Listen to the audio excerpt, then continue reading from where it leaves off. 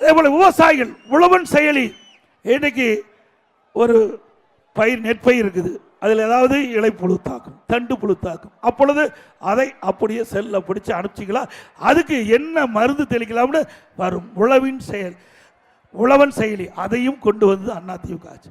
அதோட நம்முடைய விலை பட்டியல் எந்தெந்த பகுதியில் கூட்டுறவு சங்கத்தில் எழுது மார்க்கெட் கமிட்டியில் எந்தெந்த பகுதியில் என்னென்ன விலை இருப்பது அதிலே தெரியும். சீதோசனம் இல்லை, மழை வருமா வராதா அதிலேயே உழவன் செயலியே பார்த்துக்கலாம்.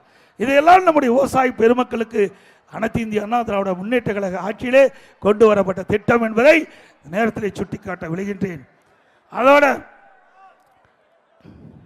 கால்நடை செல்வங்கள், இன்னைக்கு விவசாயினா கால்நடை வளர்ப்பாங்க, அது ஒரு உபதொழில்.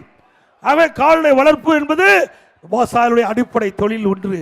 விவசாயி தொழிலாளி கால்நடை வளர்ப்பு, இந்த கால்நடை வளர்ப்பு மிக சிறப்பாக இருக்க வேண்டும் என்பதற்காகவும் இந்த கால்நடை மூலமாக இரட்டிப்பு வருமானம் கிடைக்க வேண்டும் என்பதற்காகவும் நான் அமெரிக்கா வெளிநாடு சென்ற பொழுது பஃபலோ பால் பண்ணைக்கு சென்றேன். ஒரு பசு ஒரு நாளைக்கு 65 லிட்டர் பால் கொடுக்குது.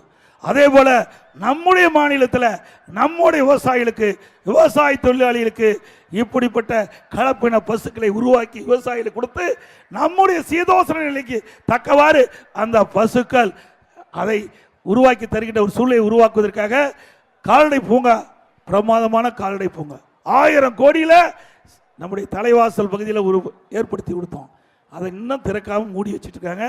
இதை திறந்துட்டாங்க, நான் பல முறை சட்டமன்றத்தை பேசி திறந்துட்டாங்க, இன்னும் இந்த ஆராய்ச்சி நிலையத்தை திறக்கலை.